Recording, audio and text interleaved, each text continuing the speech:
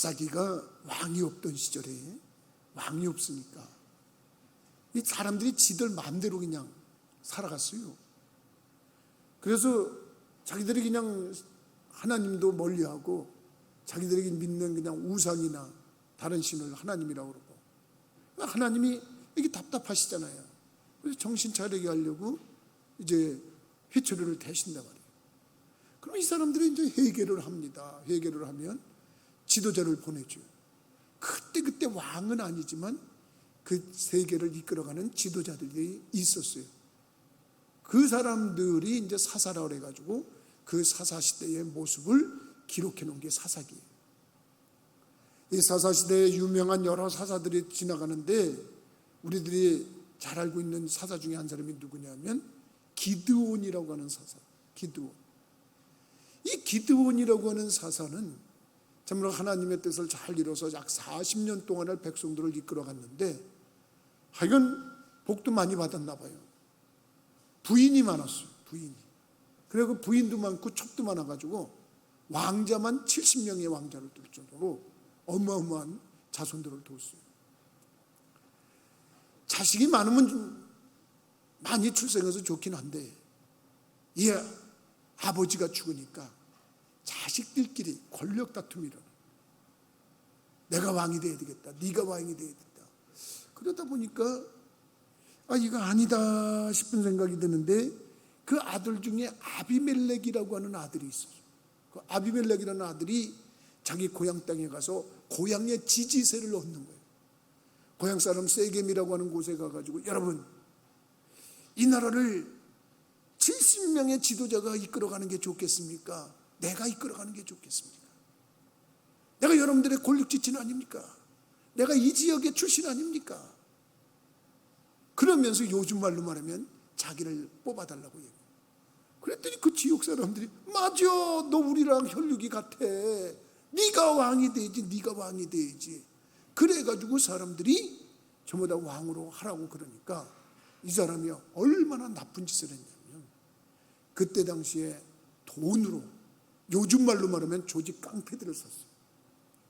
조직 깡패들을 사가지고서 왕자 70명을 그냥 한 군데 붙잡아 와가지고 모아가지고서 그냥 얼마나 무참하게 죽이면 지금도 그 조직 깡패들이 하는 짓은 무서울 정도지만 그 성경에 나온 걸 가만히 읽어보면 오늘 내 얘기가 그런가 안 그런가 궁금한 분들은 집에 가서 이 성경을 자세히 읽어보면 거기 그런 얘기가 나와요.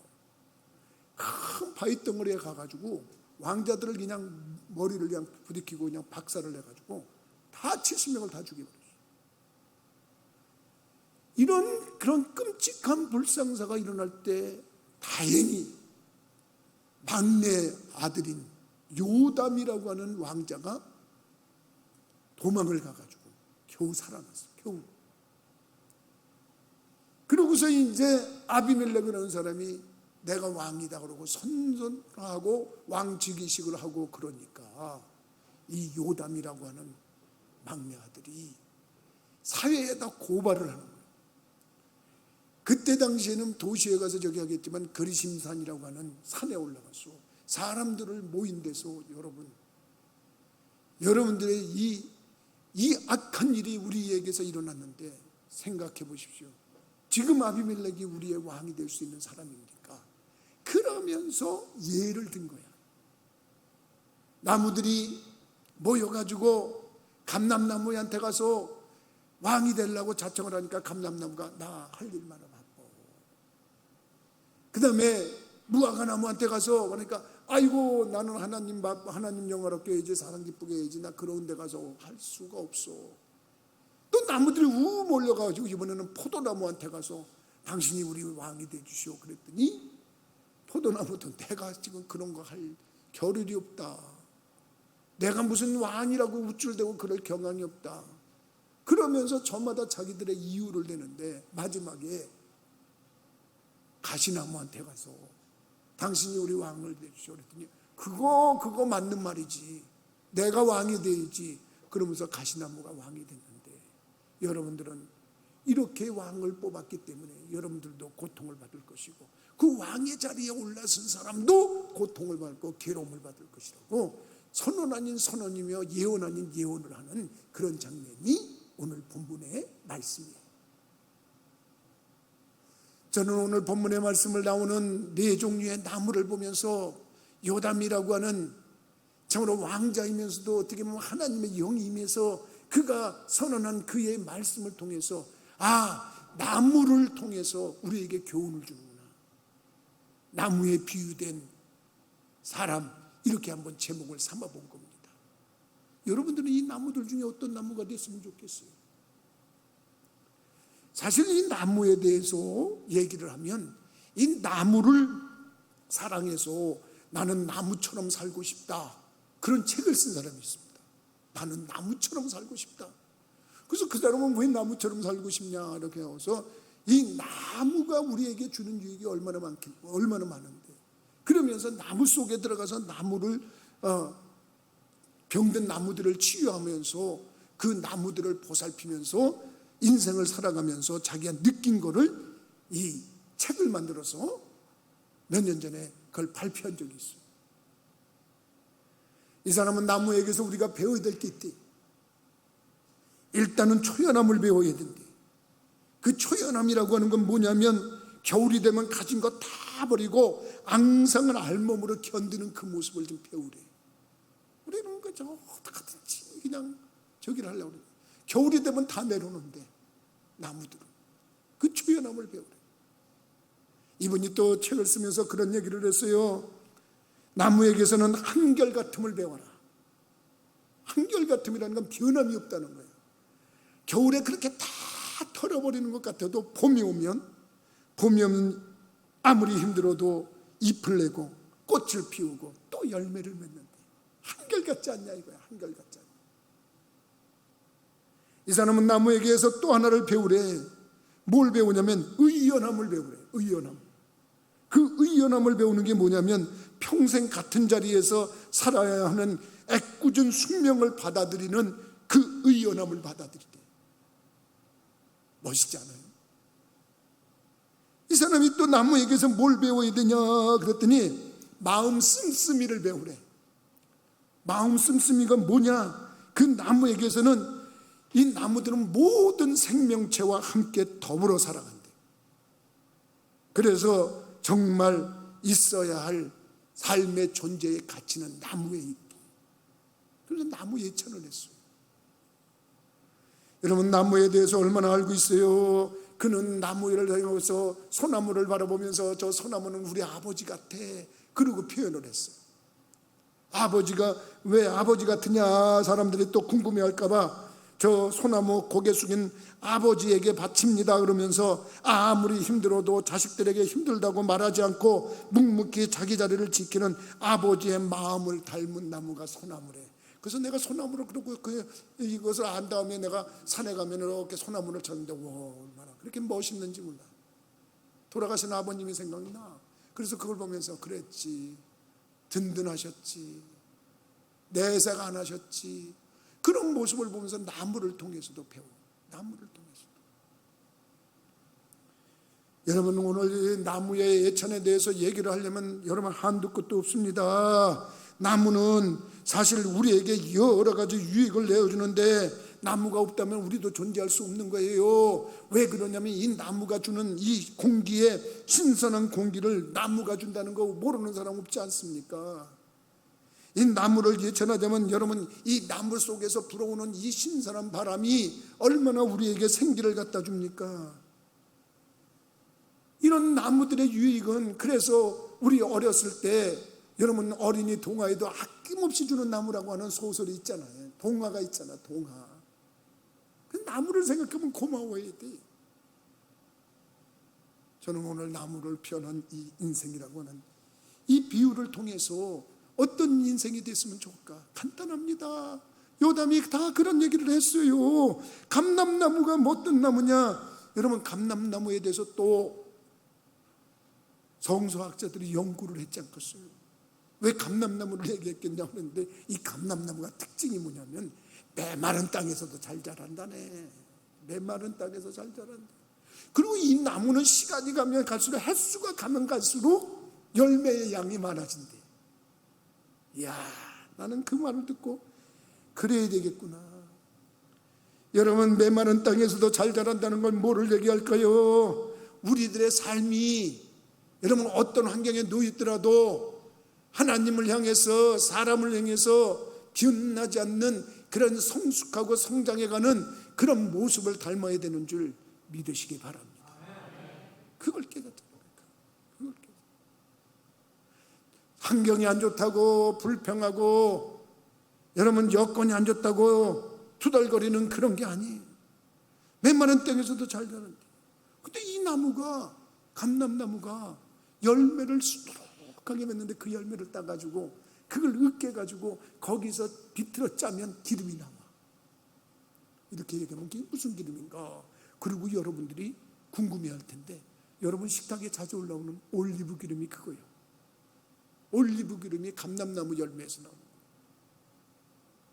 올리브 기름이라고 그러면 여러분 우리들이 어떻게 이해를 하고 있습니까? 올리브 기름은 일단 성막을 지었을 때 그 성막 안에는 깜깜한데 거기 등불이 있어야 돼. 그 등불에 그 원료로 쓰는 거예요. 하나님의 제단에 제물을 바칠 때 그 제물에 뿌리는 유일한 기름이 하나 있는데 그게 올리브야. 그러니까 이게 하나님을 영광롭게 하는 거야. 그래서 이 감람나무가, 야, 난 지금 하나님한테 할 일도 많고 사람들을 위해서도 할 일이 많은데 나보러 뭐 왕이 돼서 우쭐대라고? 나 그거 못해. 나 그럴 시간 없어. 그리고 얘기하는 게 지금 이 감람나무의 예를 드는 거예요. 난 여러분들이 좀 이런 모습을 가져서 하나님을 영화롭게 하고 사람을 기쁘게 하고 사람을 사람답게 살게 하는데 도움과 유익을 줄 수 있는 분들이 되기를 주님의 이름으로 부탁을 드립니다. 그거 깨졌다는 거 아니겠습니까?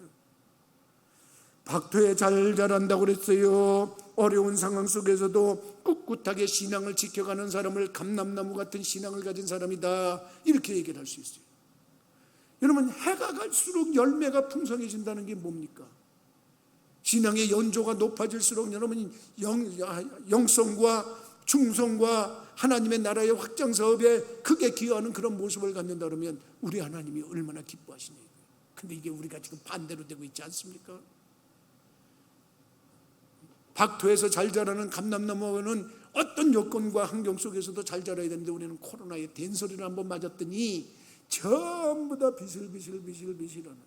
그나마 그래도 여러분들이 주님 보시기에 합당하고 주님 보시기에 기뻐하는 대상들이에요. 코로나 속에서도 믿음이 굴절되지 않고 왜곡되지 않고 꿋꿋하게 지켜온 우리 부천교회 우리 아름다운 성도들이 감람나무와 같은 칭찬받기를 주님의 이름으로 축원합니다. 그걸 깨닫잖아요. 여러분들이 그렇다면 어떻게 살아야 될까요? 지금 여러분들이 자아를 좀 깨트려야 됩니다.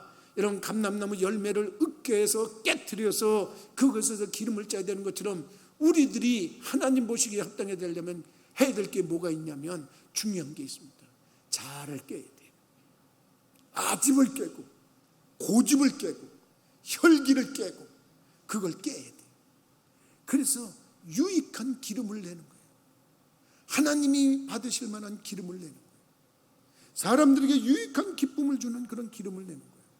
나는 감람나무와 같은 여러분들의 모습이 나타나기를 주님의 이름으로 축원합니다. 그런 모습.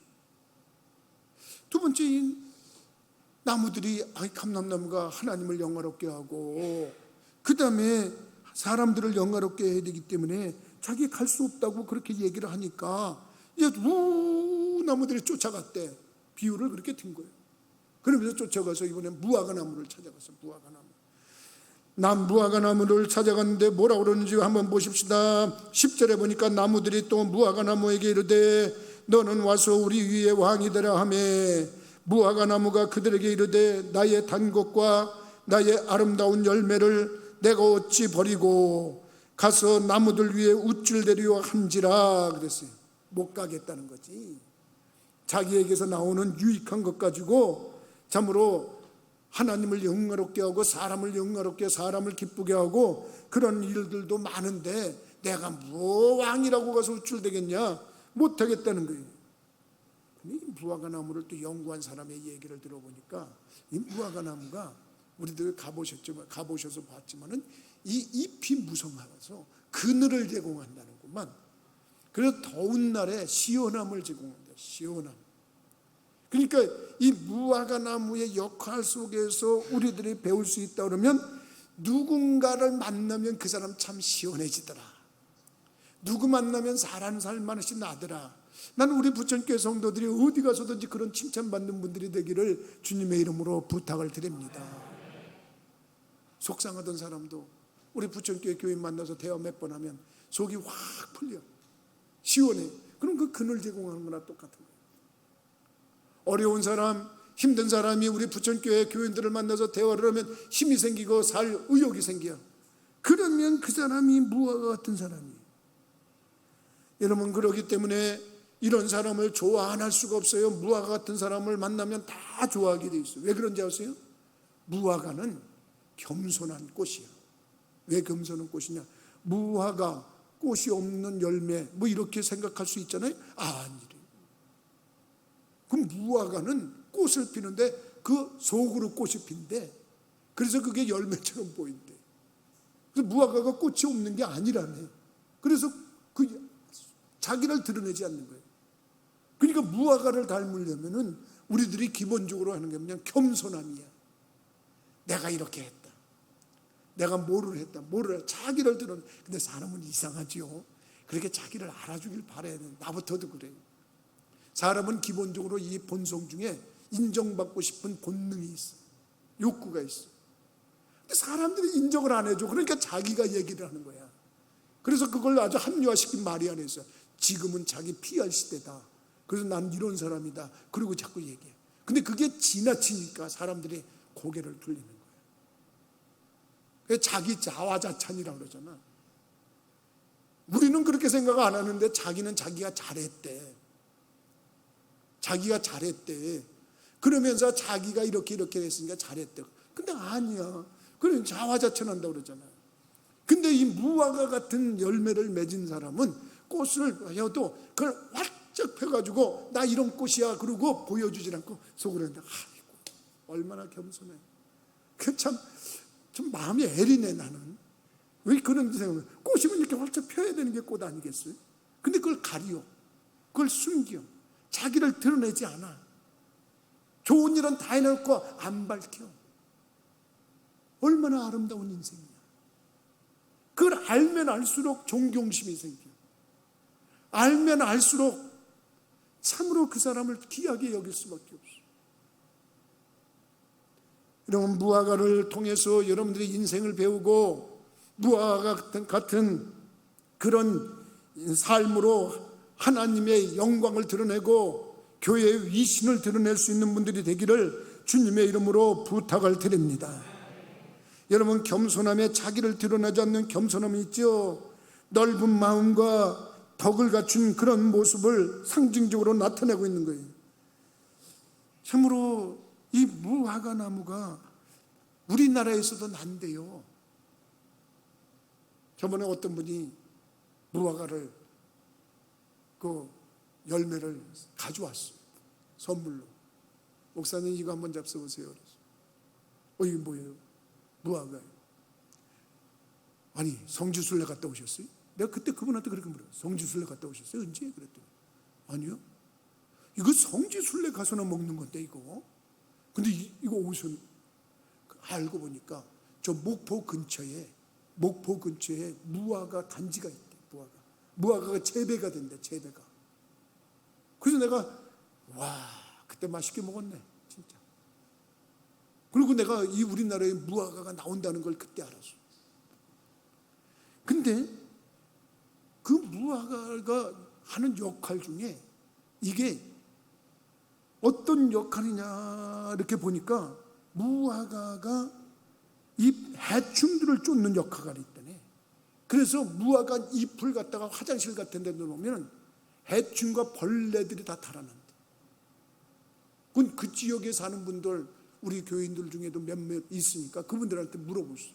내 말이 틀리는 거야. 그것이 그런 역할을 한대. 여러분, 우리들이 인생을 살아가면서 제대로 무화과 같은 열매를 맺고 사는 인생이라면 우리에게서는 죄악의 벌레가 떠나가는 줄 믿으시기 바랍니다. 그래야 잘 믿어요. 무화과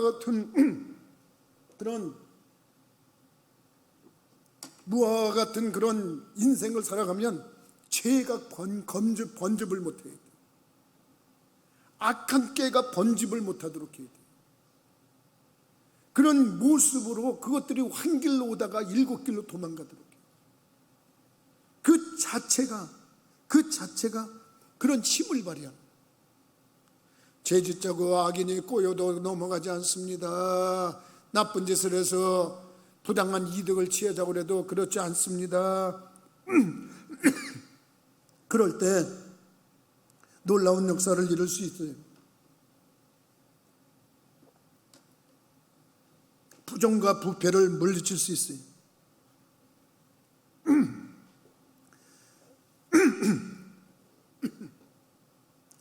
이 무화과 열매는 우리들이 잘 알고 있다시피 좋은 열매인데 맛있잖아요.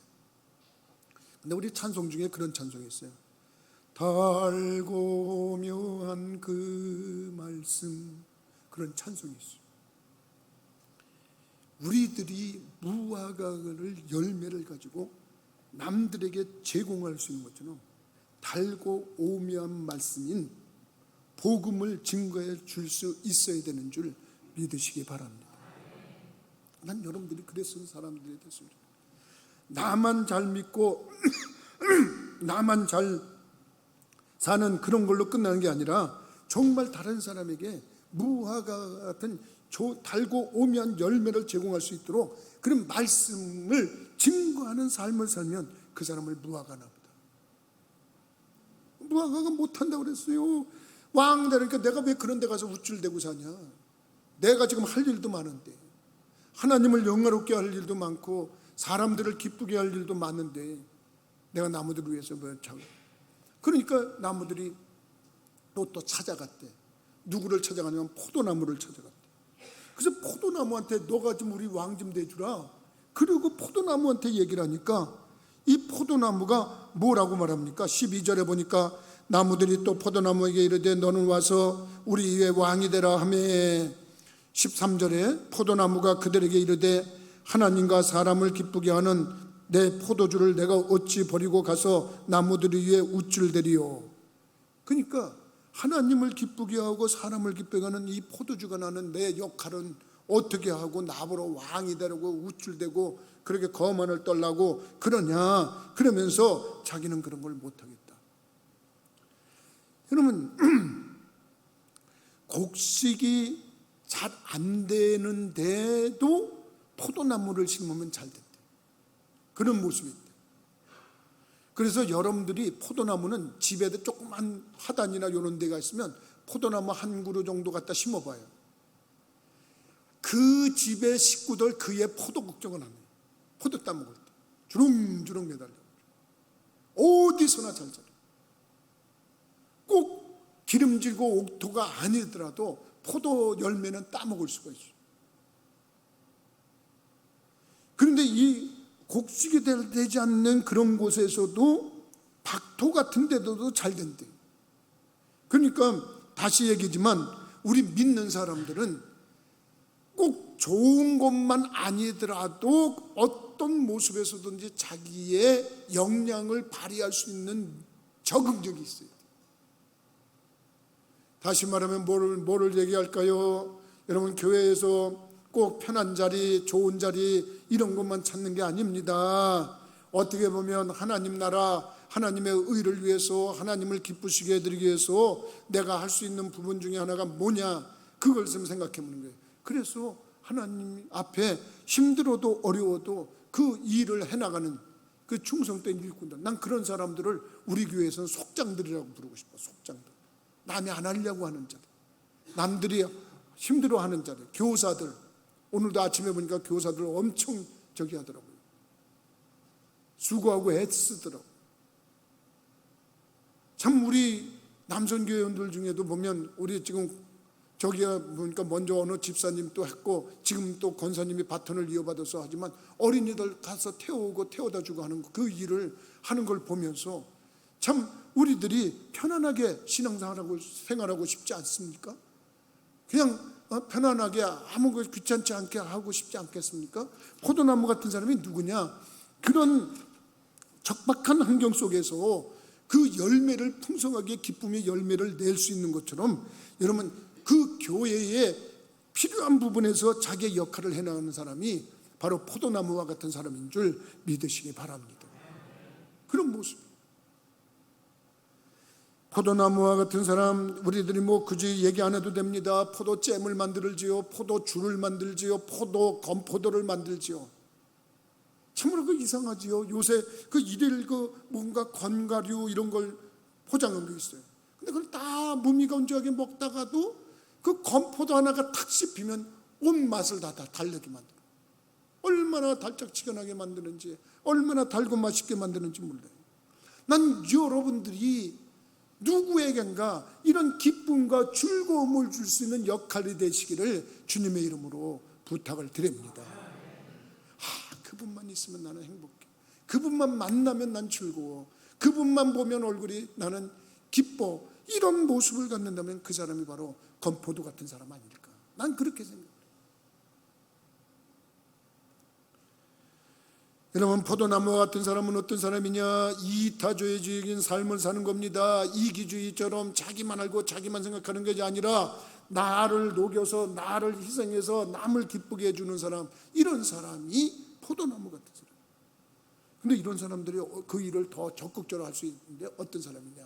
성령이 충만해지면 그와 같은 역사가 일어나는 줄 믿으시기 바랍니다. 포도나무는 성령 충만을 의미하는 거예요. 여러분, 마가 오순절 다락방에 성령이 임했어. 그래서 성령이 임하니까 불의 혀 같은 것이 갈라지면서 사람들이 외국어를 하기 시작했어요. 방언을 하기 시작했단 말이에요. 방언을 막 시작하고 하니까 그 현상을 보던 사람들, 저 사람들 참 이상하다. 저 사람 무슨 술을 먹었길래 저러지? 그러면서 새술에 취한 사람들 같다 그랬어요. 새술에 취한 사람들 같다 그랬어요. 그때 당시에 술이 포도주야. 포도주에 취한 사람 같다, 이런 뜻이에요. 그러니까 여러분들이 나나 믿음 생활하면서 정말 중요한 건 뭐냐? 성령을 충만히 받아야 되는 줄 믿으시기 바랍니다. 그래서 우리들이 포도나무 같은 사람, 이런 사람은 남에게 유익을 주고 기쁨을 주는 거예요. 아까 말했습니다. 감람나무가 비슷합니다. 무화과나무가 그렇습니다. 포도나무가 그렇습니다.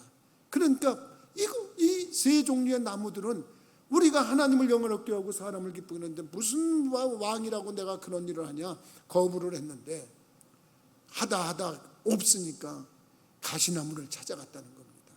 가시나무를 찾아갔더니 가시나무는 기다렸다는 듯이 그럼 내가 왕을 해야지, 내가. 그러면서 왕을 했다는 거예요, 한마디로 말하면. 근데 가시는 어떤 겁니까? 가시는 여러분 남에게 고통을 주는 거예요. 남을 아픔을 주는 게 고통이에요. 자기가 왕 되겠다고 70명의 왕자를 그냥 머리를 박살내가지고 죽여. 성경이 그렇게 기록이 돼 있어요. 바위덩어리에다 부딪혀갖고 죽였다고.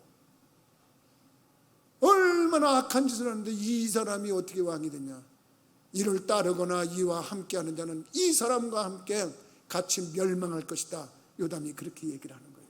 근데 성경을 계속 읽어가 보면 그렇게 됐어. 결과가 그렇게 됐어. 악인은 징벌을 받게 돼 있어. 가시나무에 대해서는 더 얘기 안 합니다. 제가 어려서 시골에서 살았고 시골에 가보면 겨울이 되면 나무를 한 점 시켜야 돼. 나는 뭐 그렇게 잘 한 사람은 아니지만 이게 저보다 한 살 더 먹은 삼촌이 있는데 그 삼촌은 농촌에서 저기를 더 잘해요. 그리고 같이 가보면 산이 하도 우리는 어렸을 때 어려우니까 그 가랑지까지 다 긁어다가 불에다 뗐어요.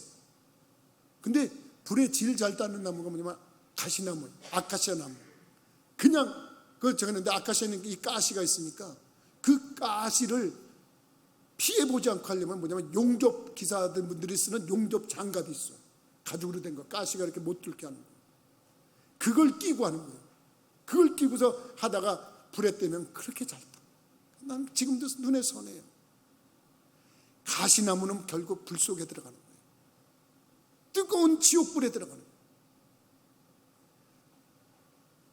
오늘 말씀은 여러분들이 너무나 이해하기 쉬운 말씀이라고 생각합니다. 감람나무가 되든 무화과 나무가 되든 포도나무가 될지언정 절대 가시나무가 되지 않기를 주님의 이름으로 부탁을 드립니다. 우리나라에서 정말 역사에 많은 중요한 인물들이 많이 있지만 현대사에 우리에게 이름을 높인 사람 중에 하나가 있어요. 한국의 슈바이처다, 그런 소문이 난 사람이 있어요. 살아있는 성자다, 한때 그랬어요. 바보 의사다, 작은 예수다. 누굽니까? 여러분, 그런 별명을 갖고 있는 사람 혹시 아십니까? 호가 성산이야. 성산, 거룩한 산. 장기려 박사님. 이 장기려 박사님이 참으로 6.25 때 북한에서 국군들과 같이 내려왔는데 부산에서 혹은 서울에서 이렇게 의사 역할을 하면서 이 사람이 한 일은 뭐냐면 가난한 사람들, 못 사는 사람들, 이런 사람들을 무상으로 도와주고 해결해 주는 아주 그 성자 같은 삶을 사는 사람이에요. 그래서 그 사람을 작은 예수라고 그래요. 그리고 한국의 슈바이처라고 그래요. 그러니까 이 사람 저기를 읽어보면 정말 가슴이 정말 맺히는 게 있어요. 북한에 사랑하는 아내와 4명의 아들이 있어요. 2번째 아들은 데리고 나왔는데 나머지 가족들이 있어요. 80년대 이산가족 찾기 운동을 할 때도 북한에서 하도 그 사람 데리고 와라 그래가지고 만나게 해주려고 그랬는데도 자기가 거부했어요. 나만 이렇게 혜택을 보면 되겠냐. 1000만의 이산가족들이 이렇게 아파할 때 나만 잘났다고 가서 하냐. 그래서 그걸 거부했대요. 부산에서는 우리나라의 건강보험의 시조가 되는 청십자 보험 저기를 만들었어요. 그래서 서로 상조회를 만나러 가지고 그 병원의 그 마크가 초록색 십자가잖아요. 그것을 만들어 가지고 돈 없는 사람들은 무료로 도와줘. 이 사람은 환자가 돈이 없다고 막 그러면은 돈이 없다고 그러는데 그 어디나 그렇지 않을까. 돈 안 냈으면 퇴원을 안 시키니까 이분한테 나 지금 모내러 가야 되는데 이게 지금 놓치면 못합니다 그랬더니 그럼 밤에 문을 열어줬대. 도망가라고. 그런 혜택을 본 사람들이 한둘이 아니에요. 어려운 사람들, 힘든 사람들을 위해서 자기가 배운 의술을 가지고 그걸 뭐 다 도와줬어요. 그 사람의 전기를 제가 요약된 것을 인터넷을 통해서 읽어보면서 내가 굉장히 감동을 받았어요. 우리 기독교는 이렇게 살아야 됩니다. 남을 위해서 유익하게 삶을 주고 남을 기쁘게 하고 즐겁게 하고 하나님을 기쁘게 해야 됩니다. 그런 아주 무궁화 대통령 무궁화자 훈장인가 이런 것까지 받으면서 어마어마한 존경을 받는데도 자기 집안 차를 안 가졌대. 부산의 병원 옥상에서 옥탑방에서 살다가 세상을 떠나셨다. 그런 분이 장기려 박사님이시죠. 이름은 알고 계셔요, 여러분들이. 우리 오늘 이 말씀을 들은 분 중에서 만에 하나 천에 하나라도 몇 분이라도 나도 그런 유익한 삶을 살아야 되겠다 이런 결심을 하는 사람이 나오길 바라서 내가 여러분들한테 이 사람을 소개하는 거예요.